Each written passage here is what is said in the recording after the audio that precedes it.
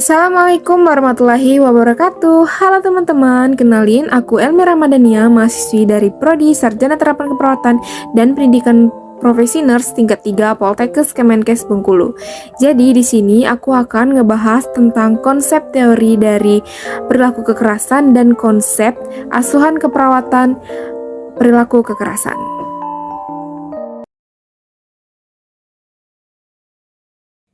Baiklah teman-teman, sebelumnya kita harus tahu dulu apa itu perilaku kekerasan. Jadi, perilaku kekerasan adalah keadaan di mana seseorang melakukan tindakan yang dapat membahayakan secara fisik, baik pada dirinya sendiri maupun orang lain, yang ditandai dengan amuk dan gaduh, serta gelisah yang tak terkontrol. Kira-kira apa sih yang menyebabkan perilaku kekerasan? Jadi, faktor predisposisi adalah faktor yang menyebabkan terjadinya perilaku kekerasan. Ada juga beberapa faktor yang mempengaruhi terjadinya perilaku kekerasan, yaitu menurut teori biologik, teori psikologi, dan teori sosiokultural. Yang pertama ada teori biologik, yaitu terdiri dari beberapa pandangan yang berpengaruh terhadap perilaku. Yang pertama ada neurobiologik, yang kedua ada biokimia, yang ketiga itu ada genetik, dan yang keempat itu ada gangguan otak. Yang kedua ada teori psikologi. Yang pertama ada teori psikoanalitik, dan yang kedua ada teori pembelajaran. Dan yang terakhir ada teori psikokultural. Kedua itu ada faktor presifitasi. Yang pertama ada ekspresi diri, ingin menunjukkan eksistensi diri atau simbol solidaritas seperti dalam sebuah konser, penonton sepak bola, geng sekolah, perkelahian massal, dan sebagainya. Yang kedua itu ada ekspresi dari tidak terpenuhinya kebutuhan dasar dan kondisi sosial ekonomi. Dan yang ketiga itu ada kesulitan dalam mengkomunikasikan sesuatu dalam keluarga, serta tidak membiasakan dialog untuk memecahkan masalah, cenderung melakukan kekerasan dalam menyelesaikan konflik. Dan yang keempat ada ketidaksiapan seseorang ibu dalam merawat anaknya dan ketidakmampuan dirinya sebagai seorang yang dewasa. Dan yang kelima, adanya riwayat perilaku antisosial yang meliputi penyalahgunaan obat dan alkoholisme dan tidak mampu mengontrol emosinya pada saat menghadapi rasa frustasi. Dan yang keenam, ada kematian anggota keluarga yang terpenting, kehilangan pekerjaan, dan perubahan tahap. Selanjutnya ada tanda dan gejala dari perilaku kekerasan. Yang pertama itu dapat dilihat dari fisiknya, yaitu mukanya merah dan tegang, mata melotot, serta pandangan tajam, tangan mengepal, rahang mengatup, postur tubuh kaku, dan jalan selalu mondar-mandir. Yang kedua itu dapat dilihat dari verbal, bicaranya kasar, suara tinggi, membentak atau berteriak, mengancam secara verbal atau fisik, mengumpat dengan kata-kata kotor, suara keras, serta ketus. Dan yang ketiga itu perilaku, melempar atau memukul benda ataupun orang lain, menyerang orang lain, melukai diri sendiri atau orang lain, merusak lingkungan, mengamuk, dan sangat agresif. Dan yang keempat itu sangat mudah emosi. Nah, lalu apa saja akibat dari perilaku kekerasan tersebut?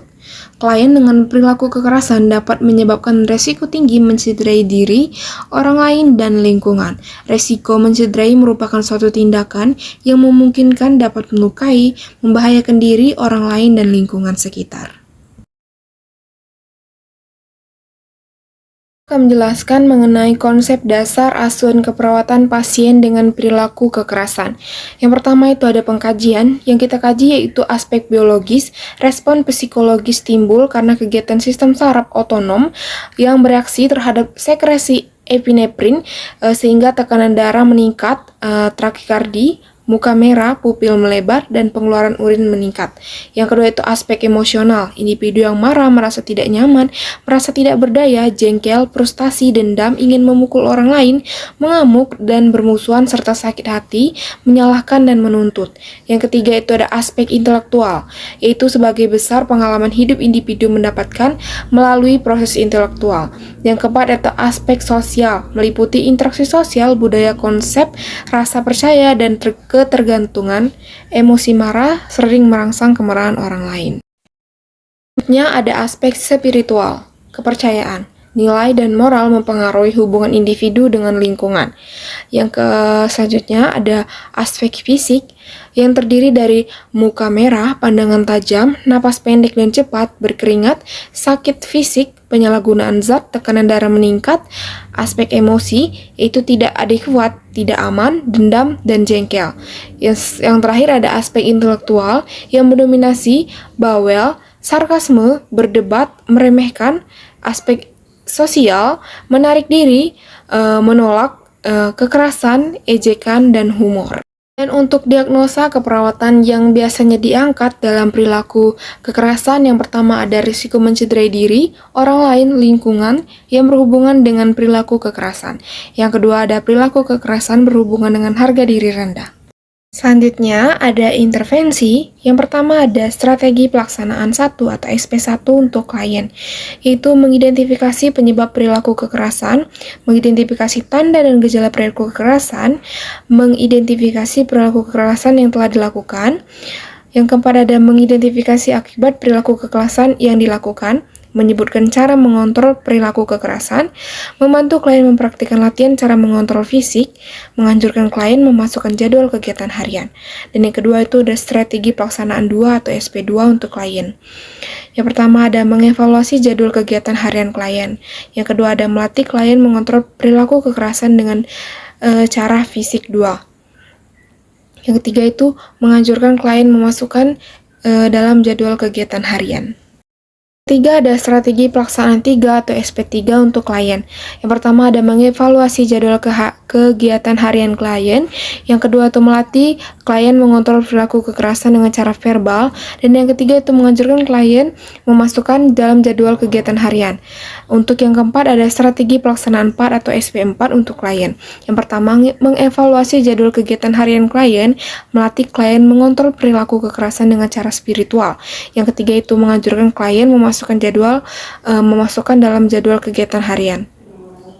Dan yang kelima ada strategi pelaksanaan 5 atau SP5 untuk klien.